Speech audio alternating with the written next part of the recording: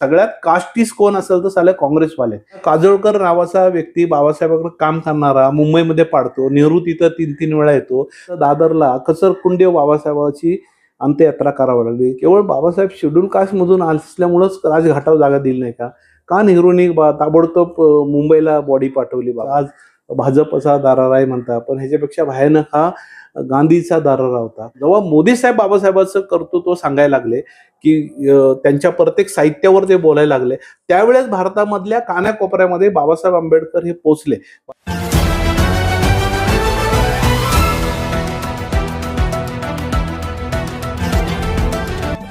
जय भारत. जागृती न्यूजमध्ये आपल्या सर्वांचं स्वागत आहे. दर्शक हो, आपल्याला माहीतच आहे की आम्ही जागृती न्यूजच्या माध्यमातून वेगवेगळ्या मान्यवरांच्या प्रतिक्रिया, त्यांचे मत, त्यांचे विचार आपल्यापुढे पोहोचवण्याचा प्रयत्न करत असतो. आणि आज आम्ही महानगरपालिकेच्या निवडणुकीच्या अनुषंगाने, म्हणजे राज्यामध्ये 29 महानगरपालिकेच्या निवडणुका लागलेल्या आहेत, त्या अनुषंगाने वेगवेगळ्या पक्षांच्या नेत्यांच्या आम्ही माझं शहर, माझा पक्ष, माझे विजन या सदरखाली मुलाखती घेत आहोत. आता माझ्यासोबत Republican party of India Athawale गटाचे महाराष्ट्र राज्याचे संघटक परशुरामजी वाडेकर माझ्यासोबत आहेत. परशुरामजी वाडेकर हे विद्यार्थी दशेपासून चळवळीचं काम करतात. त्यांचा जर आलेख बघितला आपण तर पैदल फिरण्यापासून ते सायकल, आणि सायकल ते हे असाचं आत्ताचं हे वैभव, म्हणजे असा हा त्यांचा प्रवास आहे. गेली अनेक वर्षे त्यांनी चळवळीमध्ये काम केलेलं आहे. वेगवेगळे आंदोलनं केलेली आहेत. वेगवेगळ्या आंदोलनाच्या माध्यमातून त्यांच्यावरती पोलिसांनी लाठी हल्ले केलेले आहेत, जेलमध्ये गेलेले आहेत. पॅन्थरच्या काळामध्ये त्यांनी पॅन्थरमध्ये सुद्धा काम केलेलं आहे. आणि पॅन्थर बरखास्त झाल्याच्या नंतर ते रामदास आठवले यांच्या नेतृत्वाखाली जे रिपब्लिकन पार्टी ऑफ इंडिया स्थापन झाली, त्या स्थापनेपासून ते आजपर्यंत RPI सोबत, म्हणजे रिपब्लिकन पार्टी ऑफ इंडियामध्ये कार्यकर्ते, नेते, पदाधिकारी म्हणून काम करत आहेत. मागच्या निवडणुकीमध्ये 2017च्या निवडणुकीमध्ये त्यांच्या रिपब्लिकन पार्टी ऑफ इंडियाचे 5 नगरसेवक होते. आणि त्या 5 नगरसेवकांपैकी त्यांच्या पत्नी सुनीताताई वाडेकर ह्या पुणे महानगरपालिकेच्या उपमहापौरपदी होत्या. आणि त्या उपमहापदी असताना त्यांनी त्यांच्या कार्यकालामध्ये अनेक विकास कामे केलेली आहेत. असे परशुरामजी वाडेकर आत्ता माझ्यासोबत आहेत. त्यांच्याशी आपण माझं शहर, माझा पक्ष, माझं विजन या संदर्भामध्ये आपण चर्चा करणार आहोत. सर्वप्रथम परशुरामजी, आपलं जागृती न्यूजमध्ये स्वागत आहे. जय भीम, जय शिवराय, जय संविधान, जय महाराष्ट्र. आज 2017च्या नंतर, म्हणजे साधारणतः 3.5 वर्षाच्या कालावधीनंतर महानगरपालिकेच्या निवडणुका लागलेल्या आहेत. आणि राज्यातल्या 29 महानगरपालिका आता निवडणुकीच्या रिंगणामध्ये उतरलेले आहेत. तिथले कार्यकर्ते, पक्ष वेगवेगळे. आपणही या निवडणुकीच्या रिंगणामध्ये उतरला आहात. आपण पहिल्यांदा 3.5 वर्षाचा कालावधी लोटल्यानंतर ह्या निवडणुका लागल्यात. आपण ह्या निवडणुकीकडे कसं बघता? नाही, एक तर पुणे महापालिकेचे निवडणूक तर आहे, पण बंद महाराष्ट्रामध्ये ज्या पद्धतीने प्रशासक गेले 4 वर्षापर्यंत होतं, अशा पद्धतीने शासन चालवलं नाही पाहिजे. हा लोकशाहीला धोका आहे. कारण की जर प्रशासकच कारभार चालवणार असेल तर मग लोकप्रतिनिधी कशाला? म्हणून गेले एक मोठा काळ प्रशासकाने केला, त्यामुळे महाराष्ट्राचा विकास या ठिकाणी थांबला.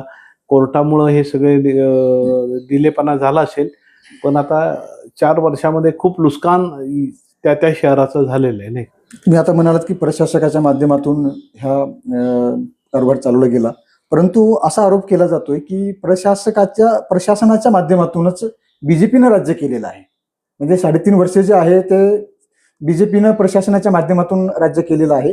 नाही, आता परवाच मुख्यमंत्री देवेंद्र फडणवीस यांनी सांगितलं की प्रशासक असल्यामुळं काम होऊ शकलेलं नाही, प्रशासक कधीही असता कामा नये, असं मुख्यमंत्री वेळोवेळी सांगतात. आणि हे प्रशासक कशामुळे लागलं तर ते सुप्रीम कोर्टामध्ये केस पेंडिंग होती. कोर्टाच्या आदेशामुळेच हे प्रशासक नेमले. आणि प्रशासक लादणं हे काय राज्य शासनाचं हे नाहीये. राज्य शासनाला निवडणुका घ्यावं लागतात, पण सुप्रीम कोर्टामुळं ही गडबड झालेली आहे. पण त्यामध्ये सरकारचे मुख्यमंत्री देखील याबद्दल खुश नाहीये की त्यांनी देखील ती नाराजगी व्यक्त केलेली आहे. आणि हा जो आरोप आहे की भाजपला किंवा सत्ताधाऱ्यांना फायदा झाला, बिलकुल असा काही फायदा नाही. फायदा झाला असेल तर तो अधिकाऱ्यांनाच झालाय, बाकी कोणाला फायदा झाला नाही. महानगरपालिकेच्या निवडणुका होत असताना ह्या महानगरपालिकेची जी रचना आहे ह्या रचनेबद्दल काय सांगाल? आता रस्ते एवढी काय बदल झाला नाही. 4चा प्रभाग झालेला आहे. पूर्वी 4चा प्रभाग होता. थोडा बहुत बदल सगळीकडे झाला आणि यामध्ये मागच्या जे प्रभाग होते त्यामध्ये थोडा बहुत बदल या ठिकाणी नक्की झालेला आहे. परंतु मागच्या वेळेसारखेच हा प्रभाग या ठिकाणी झालेला आहे. 2017 पासून तुमचा कार्यकाल असताना एकंदरीत शहर आणि प्रशासनाच्या ताब्यात गेल्याच्या नंतरचं म्हणजे प्रशासन लागू झाल्याच्या नंतरचं शहर ह्याच्याकडे तुम्ही म्हणजे तुम्हाला जर असं म्हणलं तुलना करा तर कशी कराल तुम्ही? नाही, प्रशासक असल्यानंतर नुकसानच झालेलं आहे. महानगरपालिकेमध्ये नागरिकांचं वार्डामध्ये कामं होऊ शकली नाही.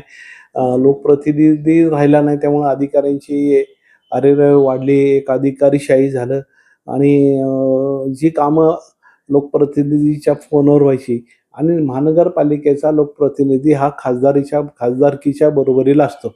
जरी तो संसदेत जात नसला तरी गटर, पाणी, मीटर, नळ, छोटी मोठी कामं ही पूर्णतः नगरसेवकाला सांगितली जातात. आणि नगरसेवक हा त्या शहराचा एक मोठा प्रतिनिधी असतो की ज्याला नागरिकांना असं वाटतं की नगरसेवक माझे प्रश्न सोडवू शकेल, नाही का. त्यामुळं हे 4 वर्षामध्ये खूपच अडचणीचे गेलेले आहेत, नाही का. नागरिकांसाठी गेले आणि शहराचा विकास देखील झाला नाही. आणि 5 वर्ष अगोदर या शहराचा विकास अत्यंत चांगला झालेला आहे. पुणे महापालिकेवर भाजप रिपाईची सत्ता होती.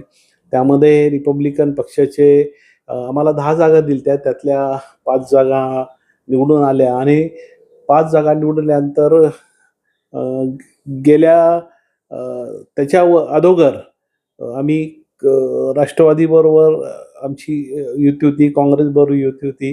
त्यावेळेस 7 नगरसेवक आमचे निवडून आले होते. परंतु त्या 7ही नगरसेवकांमध्ये कोणालाही सत्ता जी पाहिजे होती, सत्तेत भागीदारी, ती काय काँग्रेस पक्षाने त्यावेळेस दिली नाही, ज्या पद्धती आहे. परंतु भाजपचे 100पेक्षा अधिक नगरसेवक निवडून आल्यानंतर त्यांनी गिरीश बापट त्यावेळेसचे पालकमंत्री होते आणि ते पुणे पाहत होते.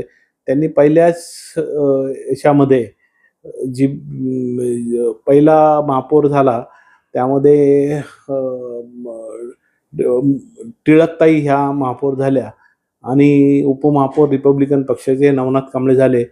सेकंड उपमहापौर हे डॉक्टर सिद्धार्थ देंडे झाले आणि तिसऱ्यांदा माझी पत्नी सुनीता वाडेकर झाल्या. म्हणजे 5 वर्षातले 4 वर्ष ही रिपब्लिकन पक्षाला उपमहापौर पद दिलं. म्हणजे एवढी सत्ता म्हणजे आंबेडकरी चळवळीतील कार्यकर्त्यांना दिली नाही. तुम्ही आता आंबेडकरी कार्यकर्त्यांचं आणि चळवळीचं म्हणजे तुम्ही आंबेडकरी चळवळीचा उल्लेख केलाय, तर तुमच्याकडं असं बघितलं जाते की तुम्ही आता भारतीय जनता पार्टीच्या सोबत असल्यामुळे जे लोक भारतीय जनता पार्टी सोबत आहेत किंवा त्यांच्यासोबत युती वगैरे मध्ये आहेत, तर एक संशयाने बघितलं जातं तुमच्याकडे की आता हे बीजेपी जे आहे ते बाबासाहेब असताना जिवंत असताना भारतीय जनता पार्टी म्हणजे तेव्हाचा जनसंघ बाबासाहेबांचे पुतळे जाळले, बाबासाहेबांना विरोध केला, टोकाचा विरोध केला, म्हणजे बाबासाहेबांचं ते नाव सुद्धा घेत नव्हते. परंतु आज जे बदल झालेला आहे ते बाबासाहेब चालता बोलता उठता बसता प्रत्येक कार्यक्रमामध्ये त्यांचा बाबासाहेब असतं. हे तुमचं हे एवढं परिवर्तन कसं झालंय? एकतर ह्यामध्ये खूप चांगला प्रश्न आहे, कारण हा माझा जिव्हाळ्याचा प्रश्न आहे. एकतर या देशाला स्वातंत्र्य मिळाल्यानंतर डॉक्टर बाबासाहेब आंबेडकर स्वातंत्र्य लढ्याच्या मध्ये होते, पण ते भारतातील शोषित आदिवासी भटक्यामुक्त नायरे वर्गाची भूमिका घेऊन ते लढत होते. ते ब्रिटिशांशी सांगत होते की स्वातंत्र्य तुम्हाला मिळणार, आम्हाला आमच्या लोकांना काय, तो गावकुसाबाहेर आजही दलित समाज असणार, त्याला काय होणार. आणि त्यामध्ये बाबासाहेबांना संविधान लिहायची संधी मिळाली. त्यांनी संविधान लिहिलं, नाही का. त्यावेळेच्या बाबासाहेबांची आंदोलनं म्हणजे गांधी महात्मा गांधी त्यावेळेस एकदम स्ट्रॉंग होते, नाही का. आणि सर्व काँग्रेसचं हे होतं, काँग्रेसचा दरार होता. जसं आज भाजपचा दरार आहे म्हणता, पण ह्याच्यापेक्षा भयानक हा गांधीचा दरारा होता. की तो गांधी म्हणेल तेच, काँग्रेस म्हणेल तेच.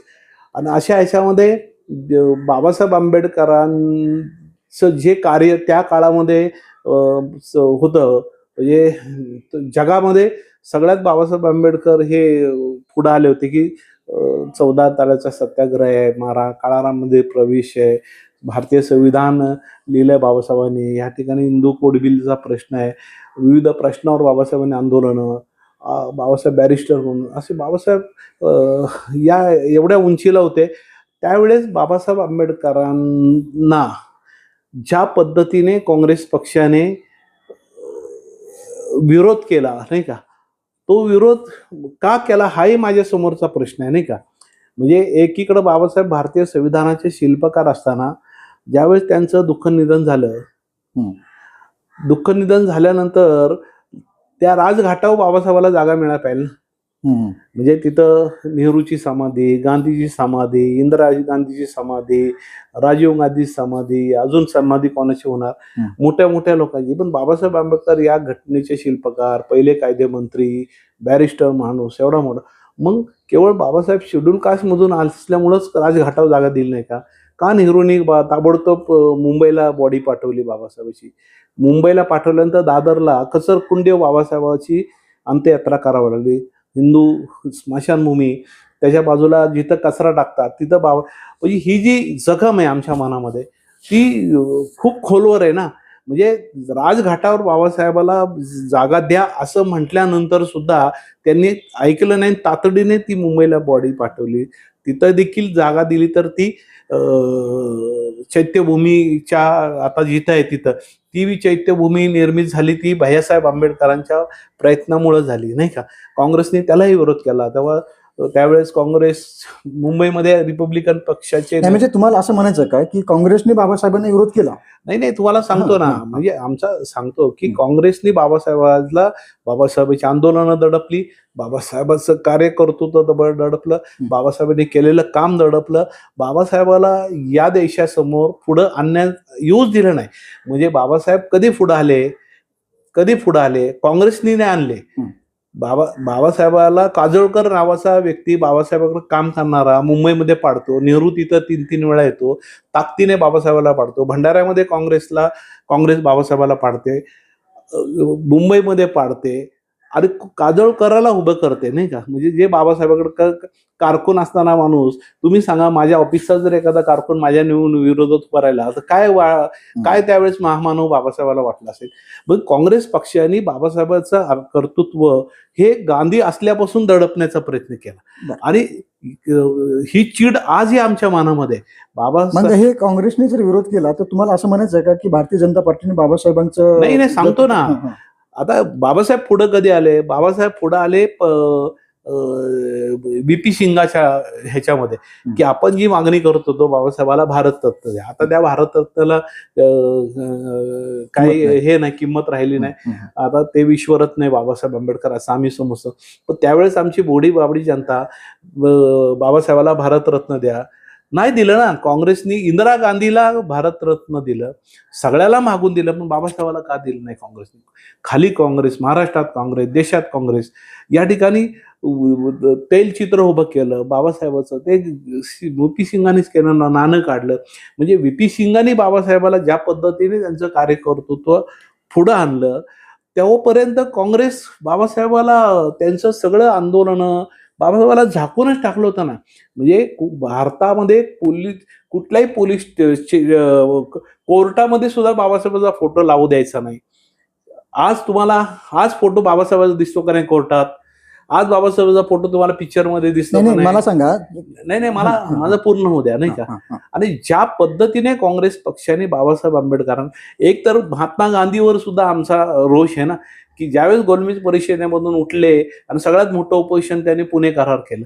का गरज आहे बाबा? म्हणजे आमच्या प्रगतीच्या आड काँग्रेस तुमच्यावर जो आरोप होतोय, तुमच्यावर जो आरोप तुम्ही नाही, मी काय म्हणालो तुम्हाला की बाबासाहेब जिवंत असताना बीजेपी बाबासाहेबाचा कुठं फोटो लावत नव्हते, अगोदर बाबासाहेबाचं कधी नाव घेत नव्हते. परंतु आज भारतीय जनता पार्टीमध्ये एवढा बदल काय झाला की जे आज बाबासाहेब करतात? अरे त्यांना बाबासाहेब कळालं ना. त्यांना बाबासाहेब कळालं, एज्युकेट लोक बाबासाहेबाला वाचायला आले. ज्यावेळेस या देशाचा पंतप्रधान भारतीय संविधान संसदेमध्ये ठेवतो, पाया पडतो, बाबासाहेब आंबेडकर हे सर्व महान आहेत. बाबासाहेबांचं स्मारक दिल्लीतलं जे वाजपेयींनी सुरू केल्यानंतर 3 वर्ष पुन्हा काँग्रेस आली, त्यांनी ते पुन्हा फाईल दडपून ठेवली. अरे, जर वाजपेयींनी बाबासाहेबांचा मृत्यू झाला, ते बाबासाहेबांचं घर, ते स्मारक करण्यासाठी वाजपेयी साहेबांनी पंतप्रधान असताना काढल्यानंतर पुन्हा काँग्रेस ते फाईल दडपतं. तुम्ही सांगा बरं, ही पद्धत आहे का काँग्रेसची? आता ज्या पद्धतीने बोलतात, म्हणजे सगळ्यात कास्टिस कोण असेल तर साले काँग्रेसवाले. यांनी ज्या पद्धतीने मग पंतप्रधान मोदी साहेब आले, पहिल्याच ह्याच्यात सांगितलं की ती फाईल काढा आणि 1 वर्षामध्ये मला स्मारक झालं पाहिजे. ते झालं ना स्मारक. प्रश्न स्मारकाने पोट भरणार नाही, परंतु ती आमची अस्मिता आहे ना. तुम्ही ज्या पद्धतीने बाबासाहेबाला दाबण्याचा म्हणजे तुम्हाला एकंदरीत असं म्हणायचं काय की तुम्ही जेव्हा सत्तेवर आलात, म्हणजे भारतीय जनता पार्टी सत्तेवर आल्याच्या नंतर तुम्हाला बाबासाहेब कळालीत का? मला नाही, मला तर भारतीय जनता पार्टीचे लोकांना प्रधान मोदी आले. मोदी आल्यानंतर जेवढ्या बाबासाहेब आंबेडकरांचं साहित्य, बाबासाहेब आंबेडकरांच्या ज्या ज्या वेगवेगळ्या मुवमेंट्स असतील, त्या सगळ्या जेव्हा पंतप्रधान त्यांच्या भाषणातून सांगायला लागले, त्यावेळेस तरुण वर्ग वाचायला लागला ना बाबासाहेब भारतातला, की अरे बाबासाहेब आंबेडकर असे आहेत. बाबासाहेब आंबेडकर माहिती होते फक्त दलितांना, आदिवासी भटक्या मुक्तांना. वरच्या वर्गातली तरुण मुलं बाबासाहेबांकडे वाचत होती का नाही मला माहित नाही.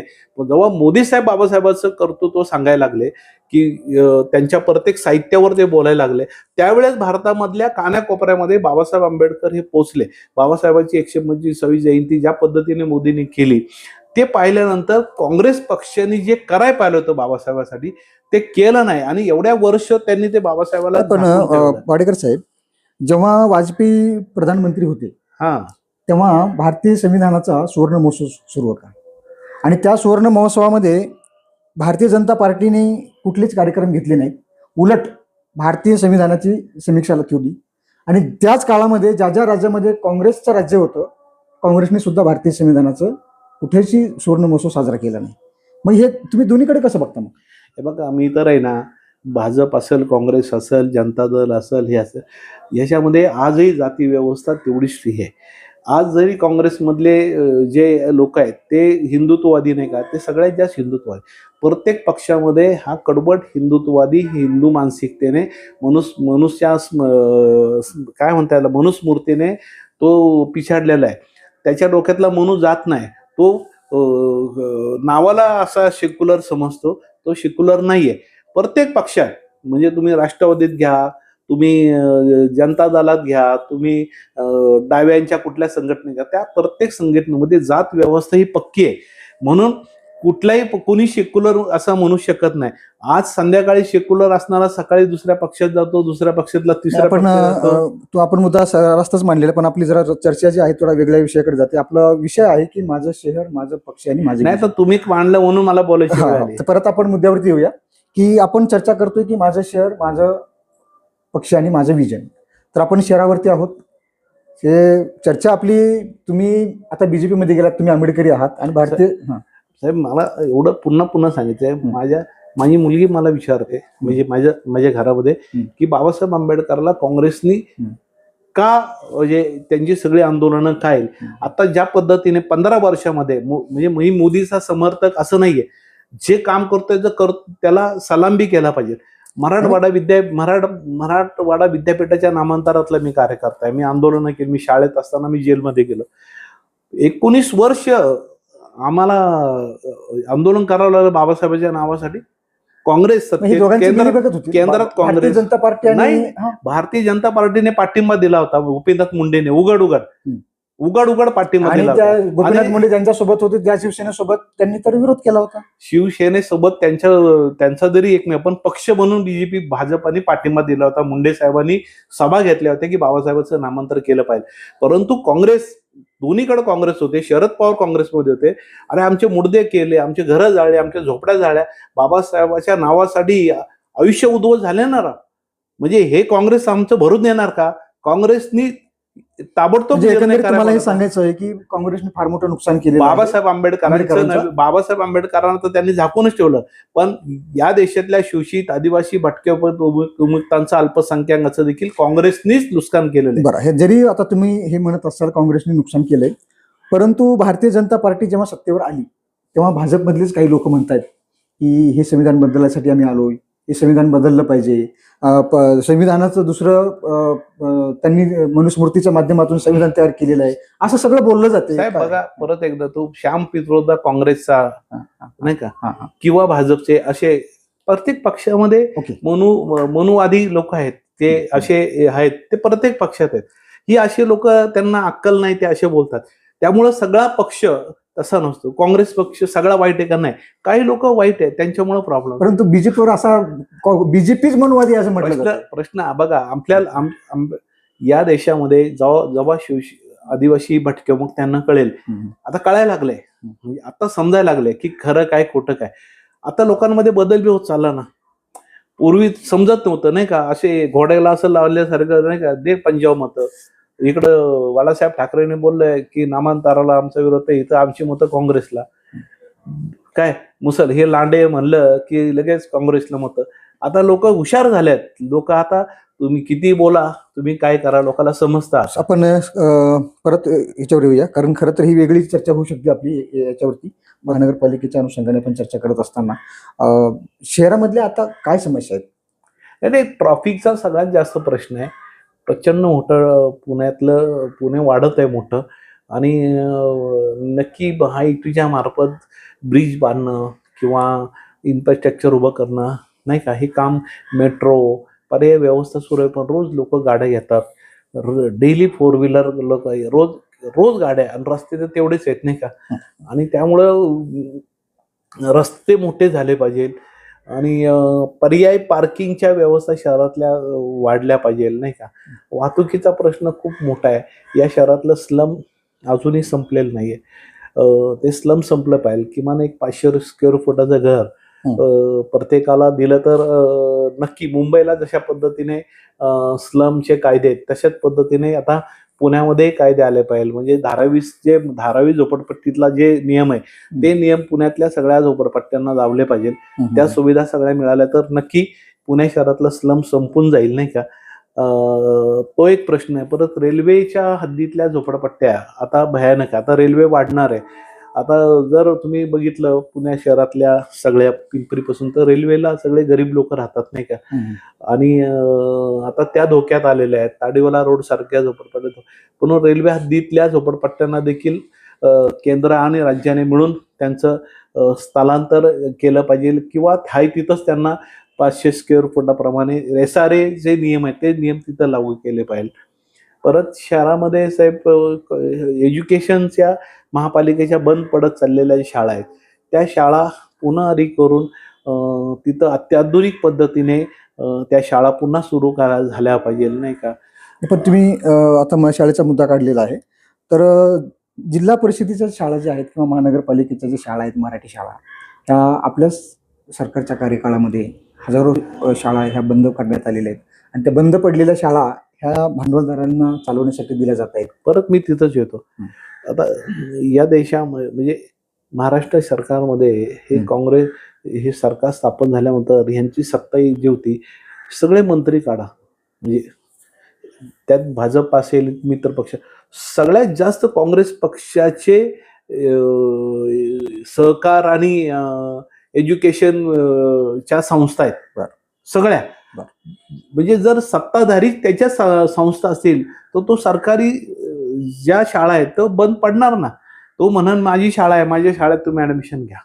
नाही, सत्ता आपली आहे, मग तुम्ही हा यांच्यावरती निर्बंध घालून सरकारी शाळांचं तुम्ही उदातीकरण करायला पाहिजे, किंवा सरकारी शाळांचं तुम्ही सुशोभीकरण करून तिथं मुलं कशी येतील हे बघायला पाहिजे.